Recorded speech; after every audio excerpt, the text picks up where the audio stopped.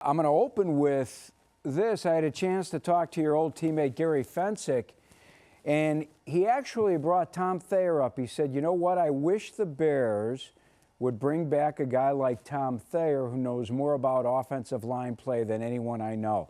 Nice to hear a guy like Fensick speak so highly of you, right? It sure is. It sure is, and I have all the respect in the world for Gary Fensick as well. So I think when you look back on that era of football and the Chicago Bears and local guys that were probably, maybe 20 more years familiar with the product than some of the guys that just get drafted from wherever they come from, and then they become a part of the Chicagoland area and the Bears. This is something that I've been familiar with my whole life. And so I love the Bears and always will. And I love the sport of football. And I enjoy studying it and understanding where it's going and where it's been. Would you want to get into coaching? I'm super exclusive. The only thing I would ever coach would be the Bears offensive line. And if I was a younger guy, I would, consider the Notre Dame job. But other than that, I've always kept my options limited because I was here to take care of my mom and dad as they started to get older, and I knew that was my priority at that point. Do you remember where you were 40 years ago, the week before the Super Bowl? Yeah, we were practicing down in Atlanta, I believe. Atlanta or University of Illinois, one of the two. Before you went to New Orleans? And, what's that? Before you guys went to New Orleans for the game? Before we went to New Orleans, we were practicing. I want to think it was University of Illinois at their indoor facility. And it was kind of the complete installation of the game plan and get all the other peripheral responsibilities out of the way to make sure that when you went down to New Orleans and you knew there was going to be a lot of distractions and you had the final week of preparation, that was more of refining the game plan rather than installing the game plan, because just the hustle and bustle of the Super Bowl week, there was going to be so many new things that were going to be presented to you. A majority of the mental work had to be out of the way. Gary Fensick brought up a great story, Tom. He said that, how you go through life and you tell people, yeah, hit me up, I'll get you a beer the next time I see you. And he said, I said that about tickets, and all of a sudden, all those people over the years that I said, yeah, I'll get you tickets down the road, he goes, they all reached out for the Super Bowl. That was the thing about it, is my priority in all my ticket relationships were always with my family. So I wasn't feeding a lot of people outside my support system tickets. So I was always more concerned about my family, because I got a lot of nieces and nephews, brothers and sisters, aunts and uncles, that was always first priority. And, that's who my biggest concern was, taking care of those people. Other than the outcome of the game, Tom, what was the best part of the week for you? Just meeting a lot of different types of people in the world of sports and celebrities, and the different functions that we went to, and the different people meeting along the way. But, Lou, you got to realize I was just finishing a year and 16 straight days of football.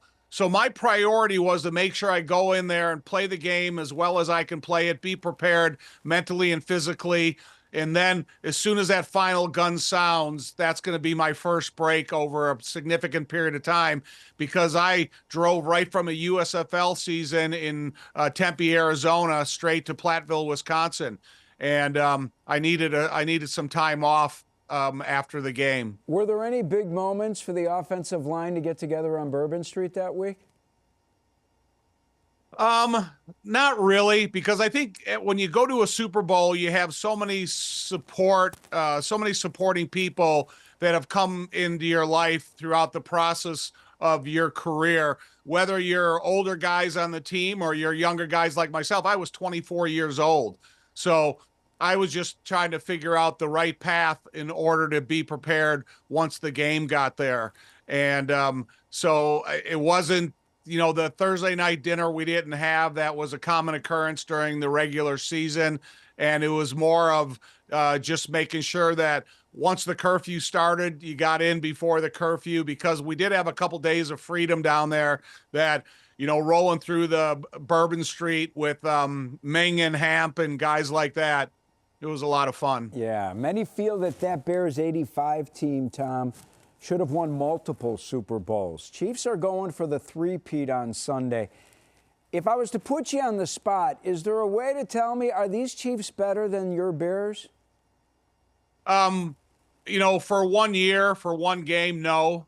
I still think that you could take the group of talent and put them in their shapes and sizes and templates of today, and we would go out there and compete with any team in the NFL throughout the period of time.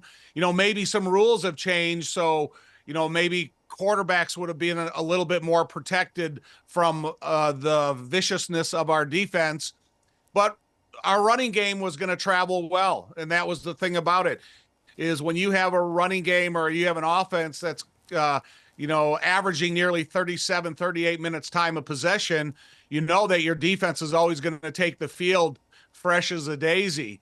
And I think we complemented each other well, both sides of the ball. And, we have seniority leaders on both sides of the ball in terms of coaches when you look at Buddy Ryan and Mike Ditka. So I do think that 1 year, one football team in one sport, the 85 Bears will always be considered the best. I love it, and I'm with you there. No disrespect to the defense. Personally, I mean, you guys had Walter Payton, Jim McMahon, really good passing game. I feel like the offense never gets enough credit when you talk about that 85 team. You buying what I'm saying? Yeah, I agree, because, if you just go back and you look at the stats from that Super Bowl, they limited the success of Walter Payton. I think it was 22 carries for 61 yards. But then you look at Willie Gauld, he had 129 yards receiving. You look at a big game by Matt Suhey, Kenny Marjoram, Emery Moorhead. And then the defense, they stepped up to the plate and they scored points and they played as ferociously as ever. But if you did try to limit the success of our offense, McMahon always had a different outlet, a different way to go with the ball. If you had a team that was solely concerned with stopping Walter Payton, we had a different direction. When you look at Dennis Gentry and you look at Matt Suhey and you look at Cal Thomas, Emery, Willie Gauld, Dennis McKinnon, we had other outlets to go to that we weren't just exclusively fueled by Walter. But Walter was our main fuel year in, year out, season in, season out. Probably one of the greatest players in the history of the league. But you could see an opponent's concern when they wanted to try to take Walter out of the game. All right, let's bring it home to today. How far is today's Bears team, with its new head coaching staff, with its new head coach and its new coaching staff, how far, Tom, is today's Bears team from being a playoff team? I think you solidify the offense and defensive line. You get some components to help guys like Montez Sweat and Gervon Dexter and Andrew Billings. And then you bring in a super competitive alpha male atmosphere on the offensive line. I think they're ready to go. And I think they proved it last year when they stayed in a lot of those division games to the very end. And then they had big plays that, took them out of the running for that division. And so I think if you get those key components together, you got the playmakers, DJ Romadunze, Cole Kmet, DeAndre Swift, and all the other counterparts, along with Caleb. And I think they got one of the top defensive backfields in the NFL. You have guys like TJ Edwards at the linebacker position, along with Tremaine. I do think they have a lot of pieces in place. But to me, and I think if you look at the history of the Chicago Bears, it's always going to be about priority up front. Finally, who are you going with Sunday in the Super Bowl, Super Bowl 59? Lou, you talked a little bit about the 85 Bears, and I think if any team in history that has similarities to the 85 Bears, it's the Philadelphia Eagles.